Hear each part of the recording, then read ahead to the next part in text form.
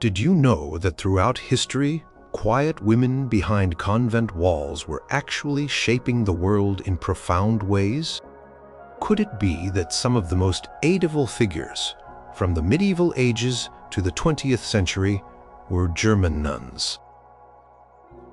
Number 7. The year was 1098, and in the small village of Bermersheim, within the powerful Holy Roman Empire, a child named Hildegard entered the world. Her family members of the local nobility made a decision common for the time. They offered their 10th child, Hildegard, as a tithe to the church. At the tender age of 8, Hildegard was placed under the care of Jutta von Sponheim, an anchoress living within a small community of Benedictine monks at Dissebodenberg Monastery. Jutta became Hildegard's spiritual mentor, teaching her to read and write, and guiding her in monastic life. From her earliest years, Hildegard experienced intense visions, which she initially kept secret, believing them to be a normal part of human perception. She perceived these visions as a blinding light, often accompanied by voices that spoke directly to her soul. She did not interpret them as hallucinations or mental disturbances, but as direct communications from the divine. As Hildegard grew older, her spiritual experiences deepened. When Jutta died in 1136, Hildegard, then 38 years old, was unanimously elected as the abbess of the Dissebodenberg community of nuns. This was a position of significant responsibility, overseeing the spiritual and temporal welfare of her sisters. Her time as abbess at Dissebodenberg was marked by a growing internal struggle. The monastic community was small, the living conditions were austere, and the physical space was limited. Hildegard felt a powerful spiritual command to move her community to a new independent monastery at Rupertsberg, a hill overlooking the confluence of the Nahe and Rhine rivers. This decision was met with strong resistance from the monks of Dissebodenberg, who did not want to lose the income and prestige associated with her community. They even denied her access to the land. Hildegard, however, remained resolute. She fell ill, a physical manifestation of her spiritual distress, and stated she would not recover until the move was permitted. Eventually, with the intervention of the Archbishop of Mainz and the local nobility, permission was granted, and the nuns moved to Rupertsberg in 1150. This marked a pivotal moment, as Hildegard established an independent convent where the nuns could live according to their own rule with greater autonomy. The new monastery flourished, attracting women from noble families, and became a center of spiritual and intellectual life. Later, she founded a second monastery at Ebenen, across the Rhine, providing a home for nuns who could not be accommodated at Rupertsberg. It was during her time as abbess that Hildegard began to write down her visions. Around 1141, she received a command in a vision to write down what you see and hear. She initially hesitated, fearing human judgment, but persistent visions and a debilitating illness compelled her to begin. Her confessor, Volmar, and a nun named Richardus von Stade assisted her in transcribing her experiences. The first major work to emerge from this process was Scivias, short for Sae Vias Domini, meaning Know the Ways of the Lord. This monumental work, completed in 1151, consists of 26 visions, each accompanied by detailed theological explanations and moral exhortations. The visions are presented with vivid symbolic imagery, describing the relationship between God and humanity, the structure of the cosmos, and the unfolding of salvation history. The book also contains intricate illustrations, possibly supervised by Hildegard herself, depicting her visions in striking detail. Hildegard's writings extended far beyond theological visions. She composed a vast collection of liturgical songs, known as the Symphonia Ammoniae Celestium Revelationum, or Symphony of the Harmony of Celestial Revelations. This collection comprises 77 chants and a morality play, Ordo Virtutum, or Play of the Virtues. Her music is characterized by wide melodic ranges, soaring melodies, and unique harmonies, departing from the typical Gregorian chant of her era. She viewed music as a reflection of divine harmony and a means to express the soul's longing for God. Her musical compositions were performed within her convents and became a significant part of their liturgical life. Beyond her spiritual and musical endeavors, Hildegard also delved into natural science and medicine. Her two major works in this field are Physica, also known as Liber Subtilitatum, Iversarum Naturarum Creaturum, or Book of the Subtleties of the Diverse Natures of Creatures, and Causae et Curae, Causes and Cures. Physica is a detailed encyclopedia of the natural world, describing the properties of plants, trees, stones, animals, and metals, along with their medicinal uses. She cataloged over 200 species of plants, detailing their growth, characteristics, and healing properties. Causae et Curae focuses on the human body, its diseases, and their treatments. Hildegard presented a holistic view of health, emphasizing the interconnectedness of body, mind, and spirit. She described various illnesses, their symptoms, and provided remedies derived from herbs, stones, and other natural elements.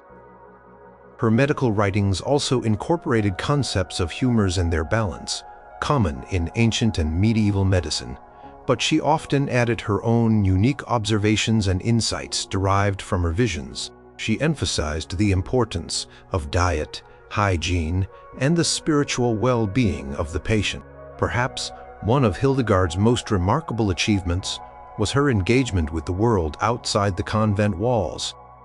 Despite being a cloistered nun, she embarked on 4 major preaching tours between 1158 and 1170. This was an extraordinary undertaking for a woman in the 12th century, especially a nun, as public preaching was almost exclusively the domain of men. She traveled to various cities, including Mainz, Cologne, Trier, and Würzburg, addressing both clergy and lay people in churches and public squares. Her sermons were powerful and direct, often criticizing the corruption within the church and calling for moral reform among both the clergy and the general populace. She exhorted people to lead more virtuous lives and condemned simony, clerical marriage, and lax monastic discipline. Her reputation as a prophetess and a visionary granted her a unique authority, and her words were often received with awe and respect. She corresponded extensively with many powerful figures of her time, including popes, emperors, kings, and abbots. Pope Eugenius III endorsed her visions in 1147, providing crucial legitimation for her work and protecting her from potential accusations of heresy. Emperor Frederick I Barbarossa sought her counsel, and she wrote to him directly, warning him against political pride and spiritual failings. Towards the end of her life, Hildegard faced a significant challenge. In 1178, she was accused by the clergy of Mainz of burying an excommunicated nobleman in the cemetery of her convent without proper authorization. She maintained that the man had reconciled with the church before his death. The clergy demanded that she disinter the body. Hildegard refused, asserting the man's absolution and citing her spiritual authority. She and her community were placed under an interdict, which meant they were forbidden from celebrating Mass, receiving communion, and singing the divine office. This was a severe punishment for a monastic community. Hildegard protested vigorously, writing letters to the prelates and explaining her position. She found the silence in the convent unbearable without the customary chants and services. After several months, the interdict was finally lifted, demonstrating her determination and ability to stand firm in her convictions against ecclesiastical authority. Hildegard died on September 17, 1179, at the age of 81. Her extensive body of work, encompassing theology, music, medicine, and natural science, continued to be studied and admired for centuries. Her unique blend of visionary experience, intellectual rigor, and practical engagement with the world left a lasting mark on medieval culture. She was eventually recognized as a saint, and in 2012 was officially declared a Doctor of the Church by Pope Benedict XVI, a rare honor that acknowledged her profound theological contributions.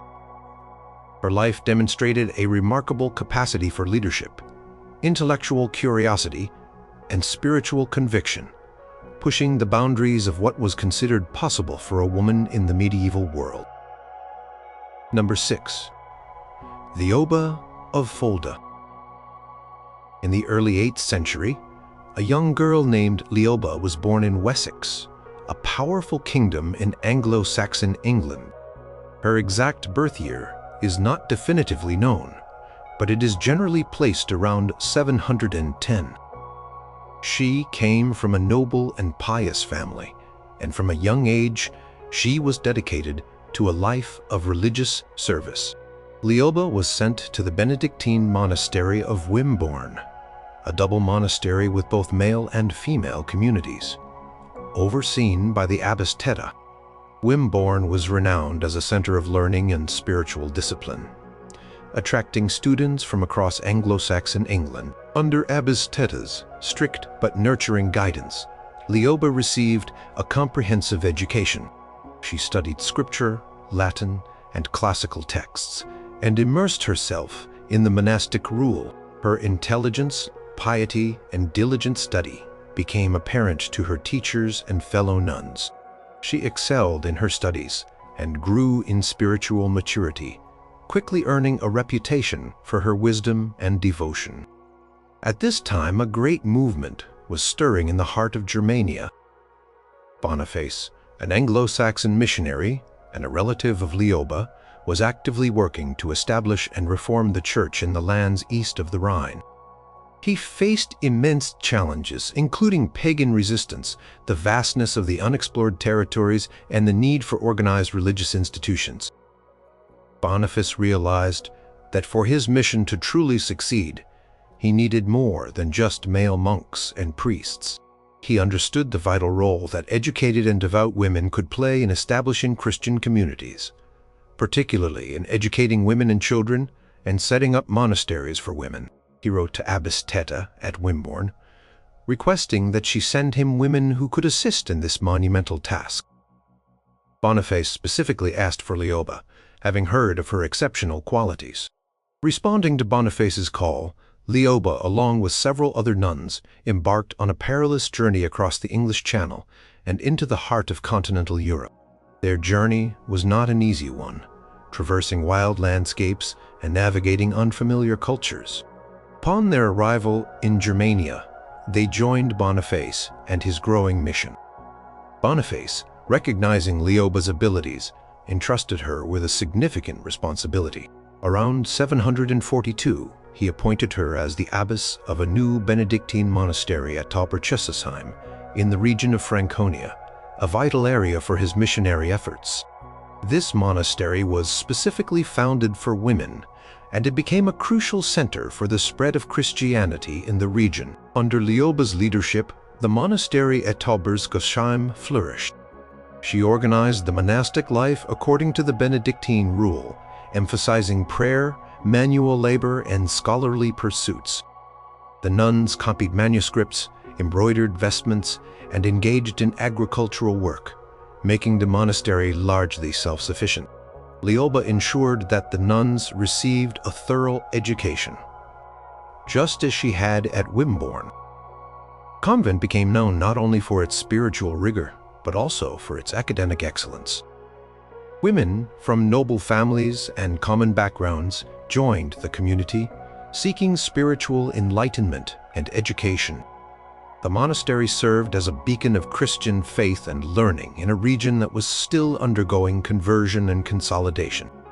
Lioba's influence extended far beyond the walls of Tauberchesesheim. She frequently corresponded with Boniface, offering him advice and support in his challenging missionary work. He greatly valued her counsel, often referring to her as "my spiritual daughter." Her reputation for wisdom, holiness, and administrative skill spread throughout the Frankish kingdom. She was known for her gentleness and compassion, yet also for her firm adherence to monastic discipline and her deep theological understanding. Her presence provided a calming and guiding influence within the larger missionary enterprise, which was often fraught with danger and uncertainty. Lioba also developed a close relationship with the powerful rulers of the Frankish kingdom. She was a respected figure at the court of Charlemagne, who would later become emperor. Charlemagne's wife, Fastrada, held Lioba in high esteem and often invited her to the royal court at Aachen. Lioba's visits to the court were not simply social occasions.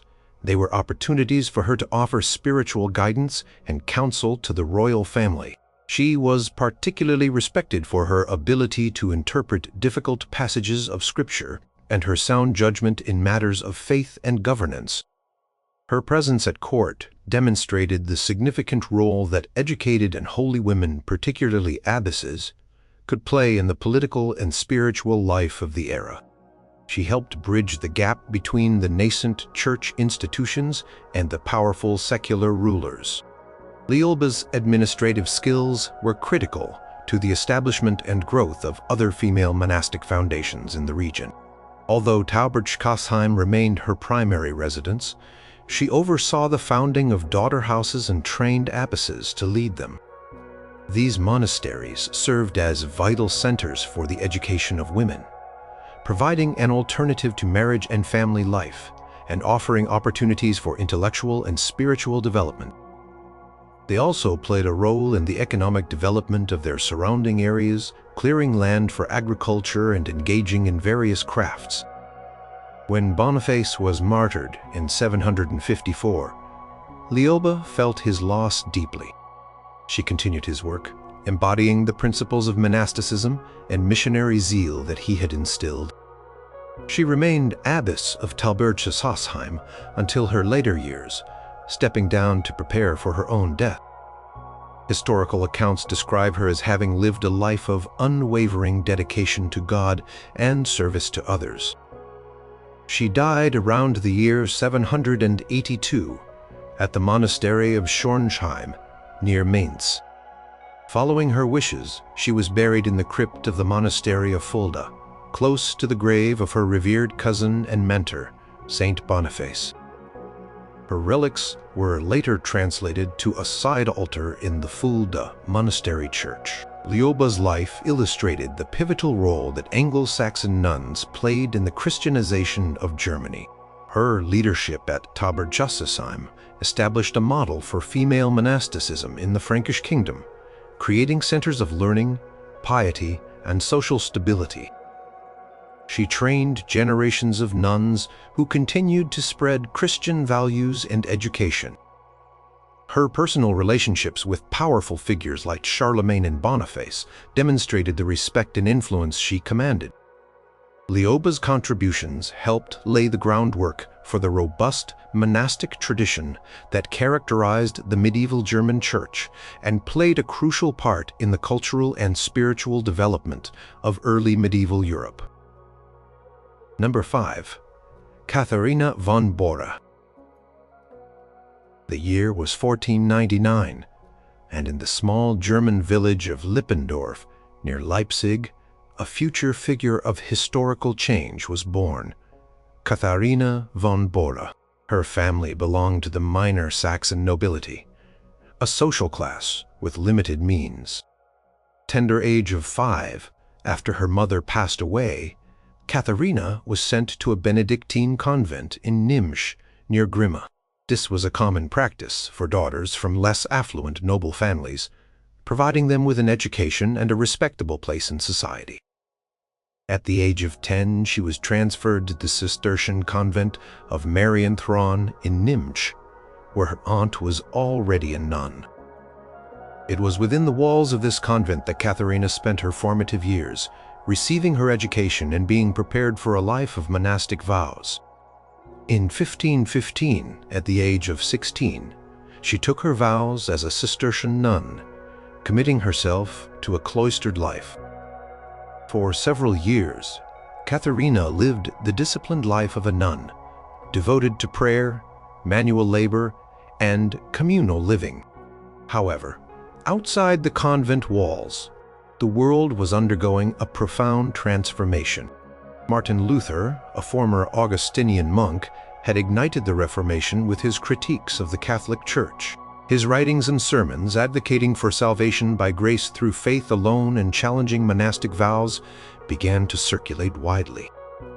Through her relatives, who were sympathetic to the burgeoning Protestant movement, Katharina and several other nuns at Marienfran learned of Luther's ideas. They found themselves increasingly questioning their monastic vows and longing for a different life, a life outside the convent where they could freely embrace the new doctrines. The decision to leave the convent was not one taken lightly. It was a dangerous act, punishable by severe penalties. In 1523, Katharina, along with 11 other nuns, approached Luther for assistance in escaping. Luther, known for his directness and willingness to challenge authority, agreed to help them. On Easter Eve, April 7th, 1523, a merchant from Torgau named Leonhard Koppe arrived at the convent. He regularly delivered herring barrels to the convent. On this particular night, instead of delivering fish, he smuggled the 12 nuns out of the convent, hidden in empty herring barrels. The escape was successful, and the group journeyed to Wittenberg, the heart of the Reformation movement. Upon their arrival in Wittenberg, Luther faced the challenge of finding suitable homes and husbands for the escaped nuns. Most of the women quickly found spouses among the growing number of reformers, eager to embrace the new theological understanding of marriage. Katharina, however, remained unmarried. She worked in a household, but her strong will and independent spirit made her an unusual match for many.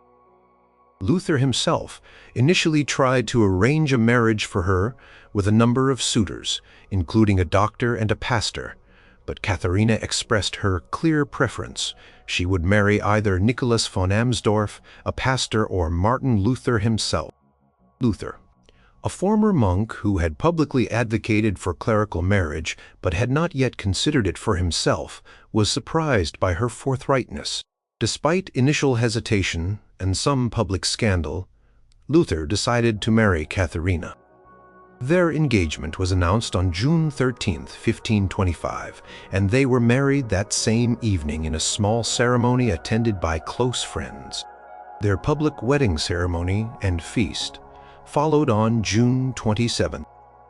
Luther, a pivotal figure of the Reformation, marrying a former nun was a powerful symbolic act. It solidified the Reformers' rejection of clerical celibacy and monasticism, demonstrating their commitment to marriage as a divinely ordained institution for all Christians. Their home became the former Augustinian monastery in Wittenberg, a vast complex that had been granted to Luther by the Elector of Saxony. Katharina, now known as Frau Dr. Luther, immediately took charge of the sprawling household. She proved to be an incredibly capable and efficient manager. The monastery was a large, often chaotic place, frequently filled with students, visitors, and refugees from the religious conflicts. Katharina transformed it into a self-sufficient enterprise. She managed the finances, which were often precarious, given Luther's lack of interest in money. She cultivated a large garden, raised livestock, brewed beer, a significant source of income at the time, and supervised a staff of servants.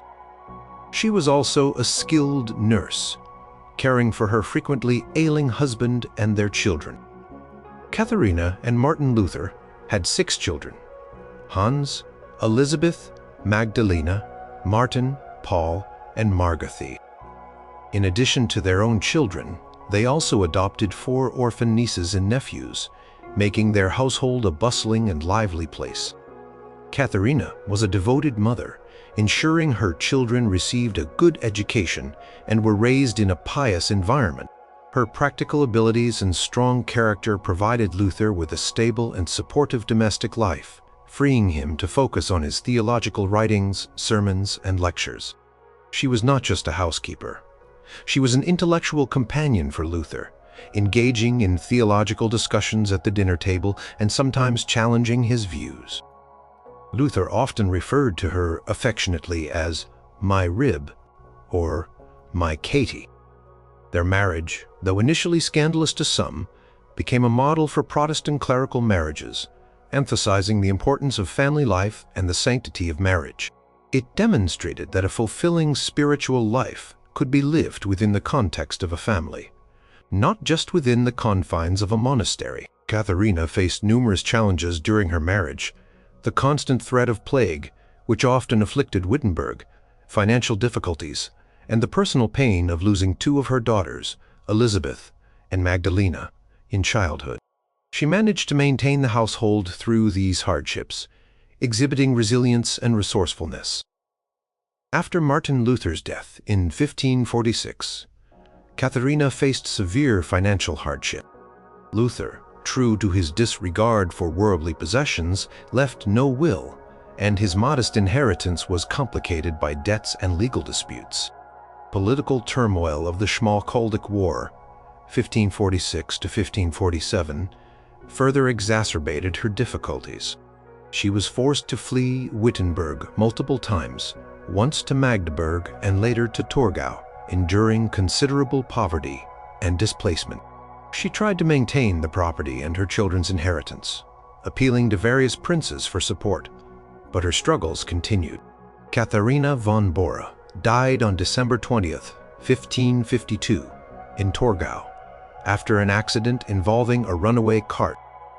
Her life, from a cloistered nun to the wife of the most influential figure of the Reformation, embodied the profound shifts of the 16th century. She was not just a domestic partner. Her managerial acumen, resilience, and personal strength were crucial in enabling Martin Luther to carry out his monumental work. She established a new paradigm for the role of women in Protestant clergy families, demonstrating that domestic and family life could be integrated with and supportive of religious leadership and scholarship. Her story stands as a testament to the personal and societal changes wrought by the Reformation. Number 4. Theresia Gerhardinger. In the small Bavarian town of Regensburg, on June 20th, 1797, a child named Carolina Gerhardinger was born. She came from a modest background, her father being a master cooper. From an early age, Carolina displayed a deep sense of piety and a keen intellect. Education was important to her family, and she attended the local school run by the canonesses, regular of Notre Dame. Here, she received a good education, and her teachers quickly recognized her potential. The school provided a formative experience for Carolina, exposing her to religious life and the importance of education. After completing her schooling, Carolina felt a strong calling to become a teacher. At the time, educational opportunities for girls, especially those from poorer families, were severely limited. Access to quality schooling was often restricted to the wealthy or those attending institutions run by religious orders, which were themselves under increasing government control. Carolina joined a community of educators who sought to provide education for young girls, particularly the poor and those in rural areas. She became a certified teacher and began her work, quickly realizing the immense need for dedicated, well-trained women, religious to staff schools for girls. The existing educational structures were insufficient to meet the needs of the time, and many children, especially girls, lacked access to even basic literacy. Carolina's experiences as a teacher solidified her conviction that a new religious congregation was needed to address this critical gap in education. She envisioned a community of sisters dedicated specifically to the education of girls, focusing not just on academic subjects, but also on moral and spiritual formation. This vision was deeply influenced by the spirit of the canonesses of Notre Dame, whose work she admired, despite considerable obstacles, including the secularization policies of the Bavarian government, which had suppressed many religious orders and placed education under state control. Carolina persisted. She sought permission to found a new congregation. With the support of Bishop Georg Michael Whitman of Regensburg, who shared her vision for the importance of female education, Carolina began to take steps towards establishing her order. In 1833, in Nuremberg vorm Wald, Bavaria, Carolina Gerhardinger, along with two companions, officially founded the School Sisters of Notre Dame. She took the religious name Theresia. The new congregation's primary mission was to provide free education for girls, especially the poor and the neglected, in a holistic manner.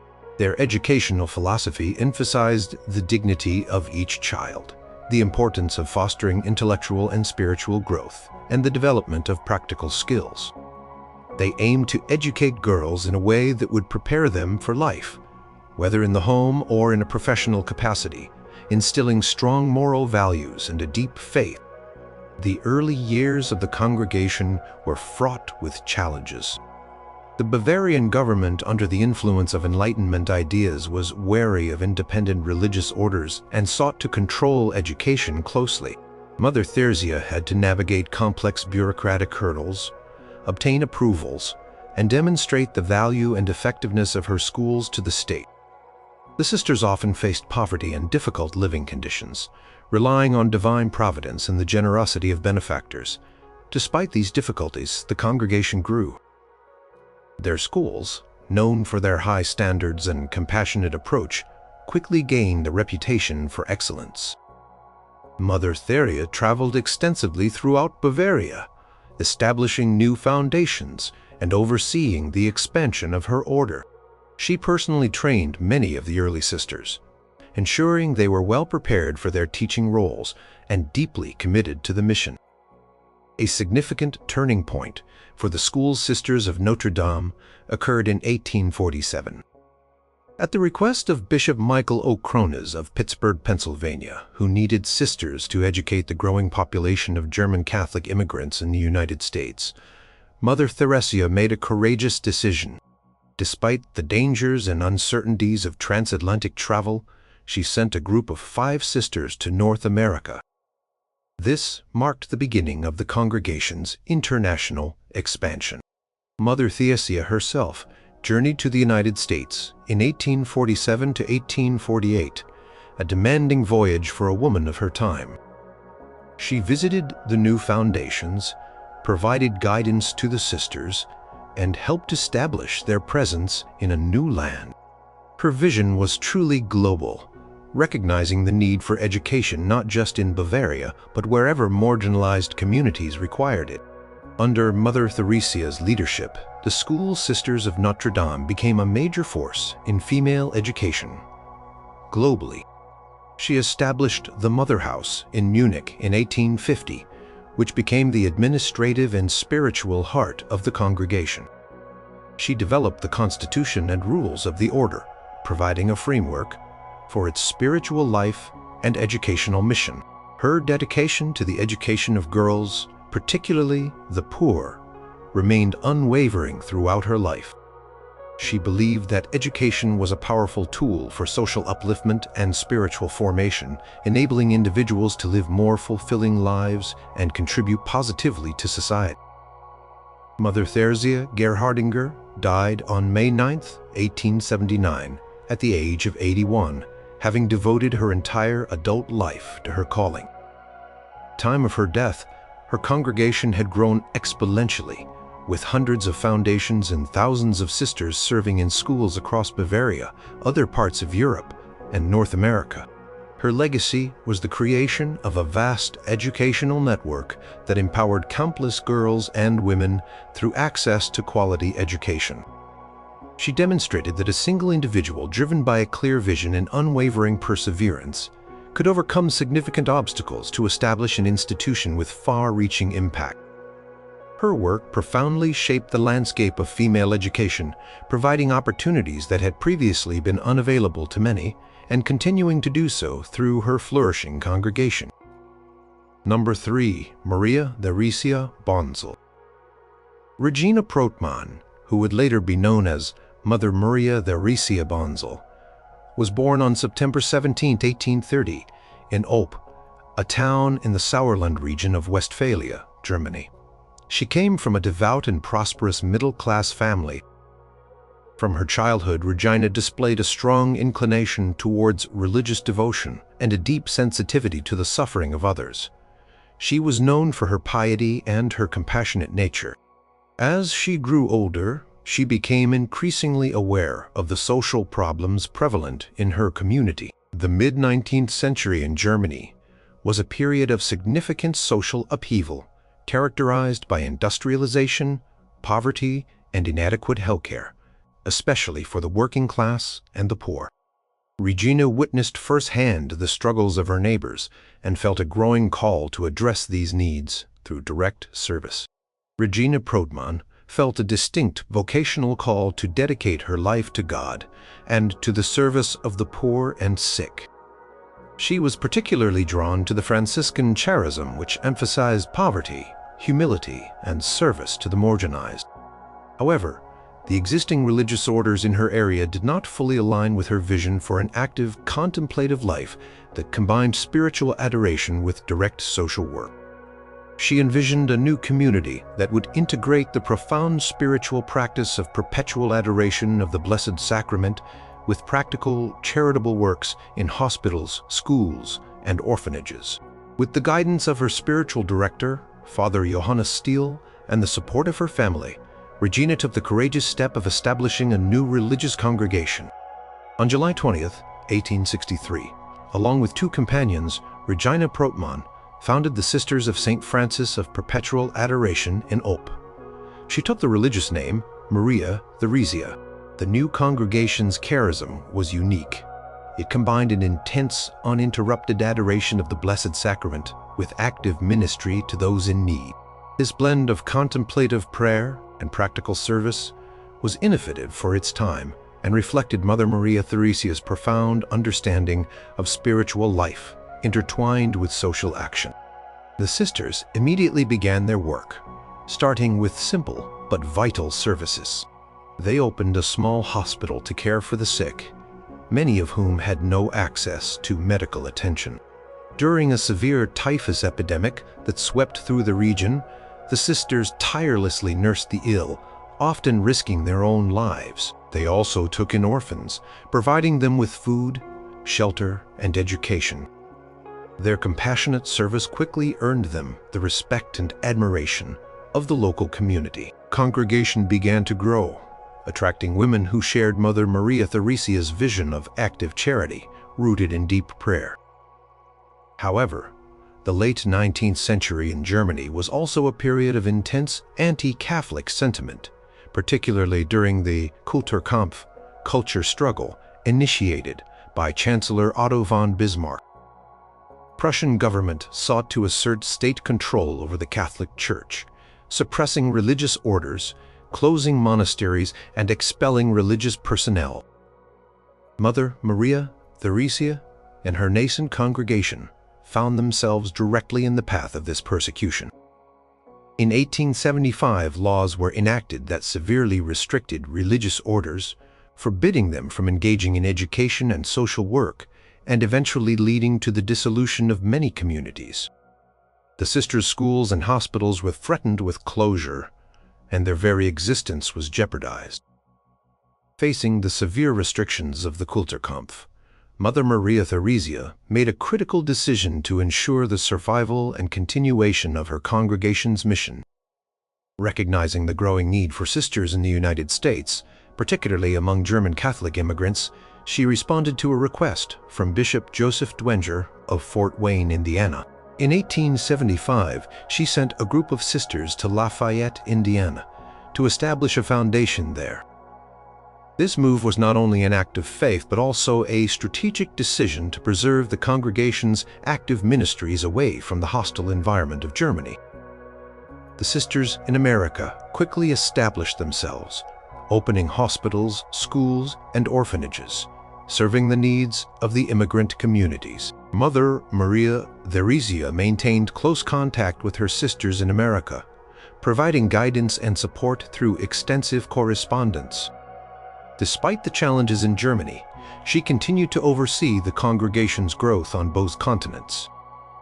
New foundations were established, and the sisters' dedication to healthcare, education, and social welfare continued to expand.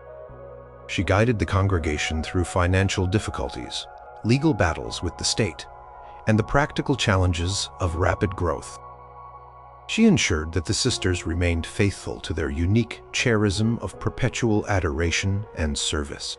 Mother Maria Theresia Bonzel died on February 6, 1905, at the age of 74, at the Mother House in Ulm. By the time of her death, her congregation had grown significantly, with hundreds of sisters serving in numerous institutions across Germany and the United States. She had successfully navigated one of the most challenging periods for the Catholic Church in Germany, ensuring that her order not only survived, but thrived. Her vision of integrating intense spiritual prayer with compassionate social service became a model for active religious life. Her life demonstrated how a deep faith, combined with a strong sense of social responsibility, could lead to the establishment of enduring institutions that provided vital care for the sick, education for the young, and solace for the poor. Her work continued to expand after her death, with the Sisters of St. Francis of Perpetual Adoration becoming a significant provider of healthcare and education, especially in the Midwestern United States. She was beatified by the Catholic Church in 2013, a recognition of her holy life and the profound impact of her founding vision.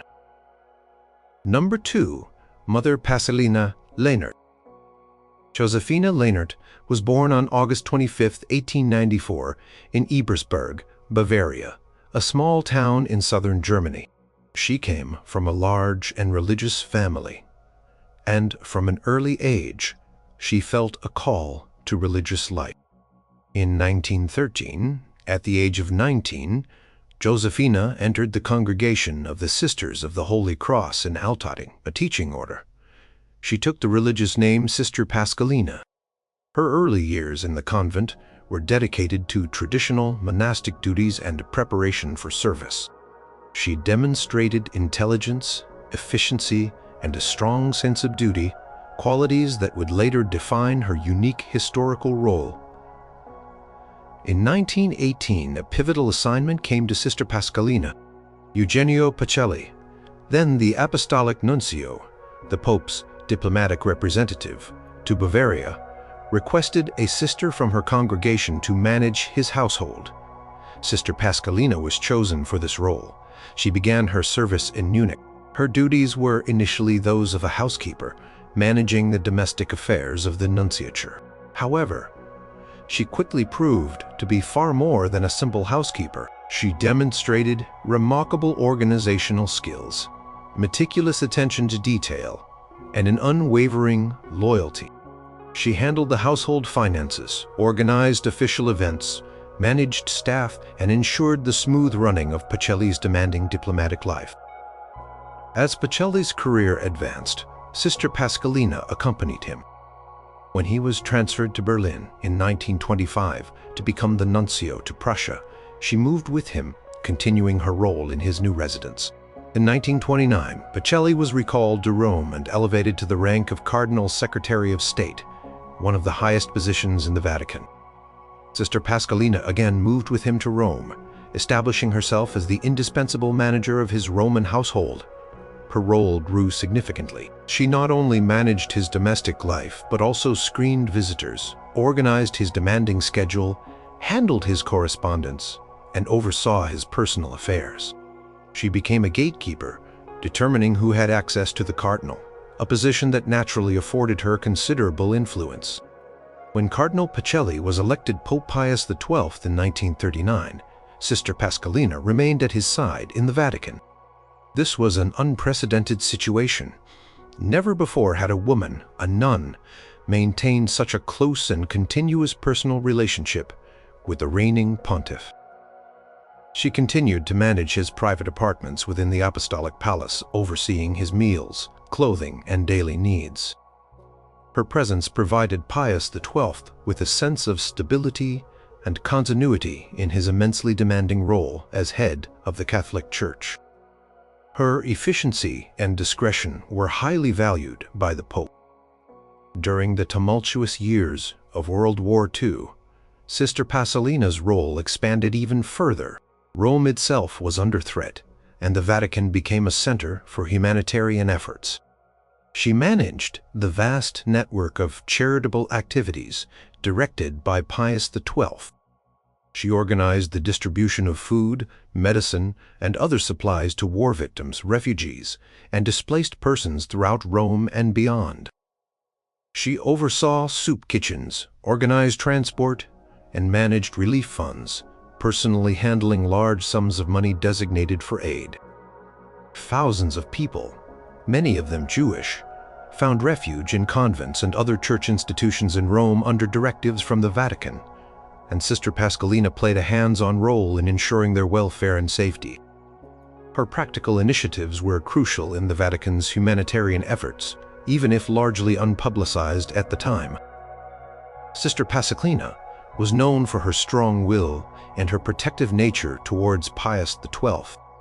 He was often referred to as the most powerful woman in the Vatican by those who dealt with the Holy See. Her access to the Pope was unparalleled, and she fiercely guarded his privacy and his time. She made decisions regarding his personal schedule and controlled appointments, earning her both respect and, at times, resentment from those who found her formidable. She was not involved in doctrinal or theological matters, but was a key administrator and personal confidant, operating in the background but wielding considerable practical power. She was a witness to many historical events and decisions made by Pius XII, but she maintained a strict code of silence regarding most of them during his lifetime. Her relationship with Pius XII was one of deep loyalty and mutual trust. She saw it as her life's mission to serve him and ensure his well-being, both physically and spiritually. She remained with him until his death in 1958. After Pius XII's death, Sister Pasolina left the Vatican, a new chapter in her life beginning after decades of intense service. She later wrote a memoir, His Paternity, Pope Pius XII as I Knew Him, which provided insights into the daily life of the Pope and her unique perspective on his pontificate.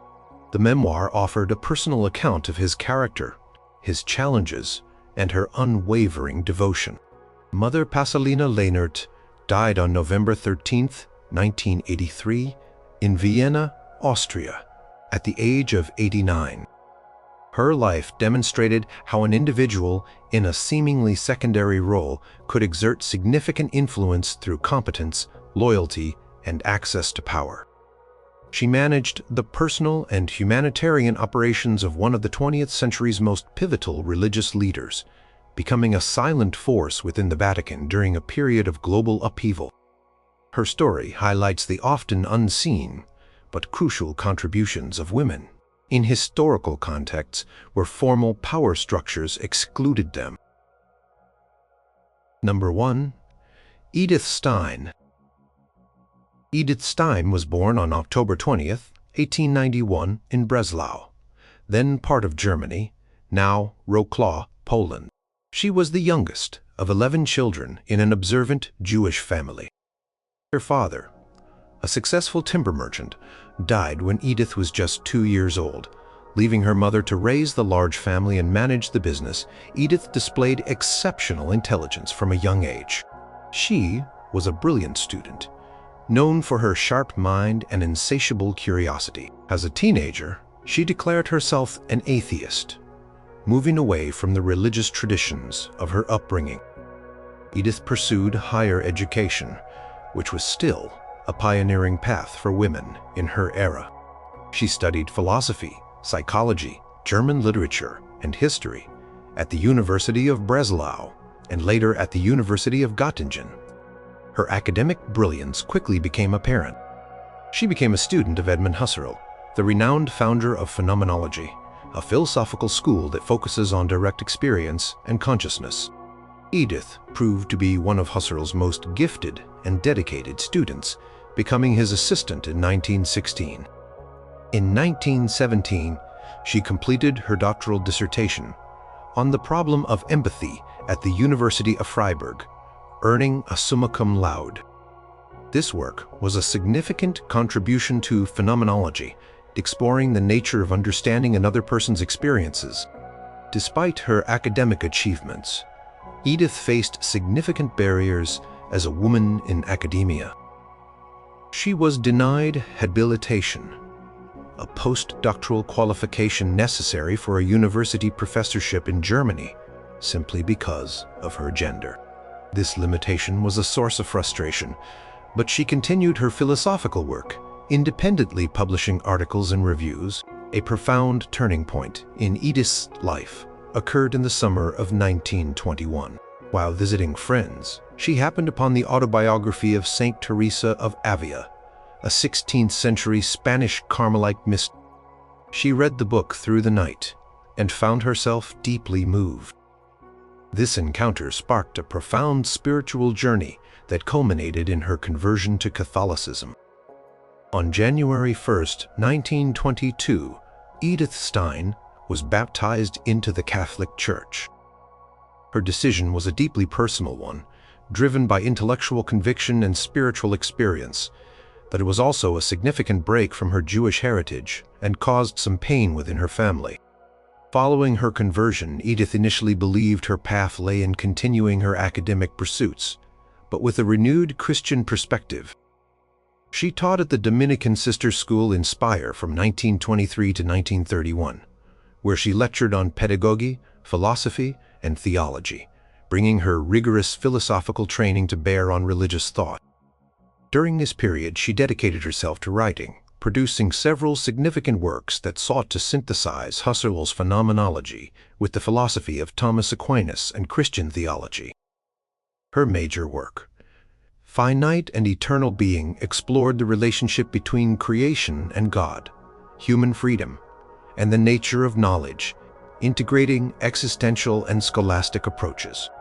She also translated Aquinas' disputed questions on truth into German. Despite her fulfilling teaching and writing career, Edith felt a persistent call to the contemplative life. She had long admired the Carmelite order, influenced by Teresa of Avila. In 1933, with the rise of the Nazi regime in Germany, the anti-Jewish laws made it impossible for her to continue teaching in public institutions, as she was of Jewish descent. This external pressure reinforced her inner conviction. On October 14, 1933, at the age of 42, Edith Stein entered the Discalced Carmelite convent in Cologne, Germany. She took the religious name Teresa Benedicta of the Cross, a name that signified her intention to bear the cross of suffering with Christ. Life in the Carmelite convent was one of strict enclosure, silence, and intense prayer. Sister Teresa Benedicta embraced this life fully, finding spiritual depth in its discipline. She continued her writing within the confines of the monastery, completing The Science of the Cross, a study of St. John of the Cross, another Carmelite mystic. This work explored themes of suffering, spiritual transformation, and the journey towards divine union. As the Nazi persecution of Jews intensified in Germany, Sister Teresa Benedicta's safety became a growing concern. Although she had converted to Catholicism, the Nazis viewed anyone of Jewish descent as Jewish, regardless of religious affiliation. On December 31, 1938, in a clandestine operation, she was transferred by her order to the Carmelite convent in Echt, Netherlands, to escape the escalating dangers. For a short time, she found a semblance of peace and continued her spiritual and intellectual work. However, the Netherlands was invaded by Germany in May 1940, and the Nazi threat quickly followed. In 1942, the Dutch bishops issued a pastoral letter publicly condemning the Nazi persecution of Jews. In retaliation, the Nazis ordered the arrest of all Jewish converts to Catholicism who had previously been spared from deportation. On August 2, 1942, Sister Teresa Benedicta of the Cross and her sister Rosa, who was also a convert and working at the Echt convent, were arrested by the Gestapo. They were held briefly in concentration camps in Amersfoort and Westerbork in the Netherlands. From Westerbork, Sister Teresa Benedicta and her sister Rosa were deported to the Auschwitz-Birkenau extermination camp in occupied Poland. Eyewitness accounts from others in the camp describe her calmness and compassion even in the face of unimaginable horror, comforting other prisoners. She died in the gas chambers at Auschwitz-Birkenau on August 9, 1942, along with her sister and thousands of others. Her death was a direct consequence of the Nazi regime's systematic extermination of Jews, a fate she shared with millions. Edith Stein's life, from a brilliant secular philosopher to a Carmelite nun and ultimately a victim of the Holocaust, became a powerful symbol of suffering and intellectual integrity. Her philosophical and theological works continue to be studied for their unique synthesis of modern thought and traditional Christian wisdom. She was beatified by Pope John Paul II in 1987 and canonized as a saint in 1998. In 1999, she was declared one of the 6 patronesses of Europe, recognized for her profound intellect, her deep spiritual journey, and her ultimate sacrifice in the face of totalitarian evil. Her story illustrates the intersection of faith, intellectual pursuit, and the darkest chapters of 20th century history.